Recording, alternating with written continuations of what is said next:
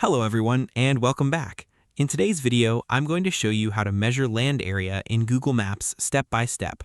Google Maps lets you calculate the area of land, fields, or property directly from your computer. So let's get started. First, open your web browser. Next, go to the Google Maps website. In the search box, type the location of the land you want to measure. Then press Enter. Zoom in until you can clearly see the area. Next, right-click on the starting point of the land. From the menu, select Measure Distance. Now, click around the edge of the land to add points. Keep clicking until you have outlined the entire area. Finally, click the first point again to close the shape.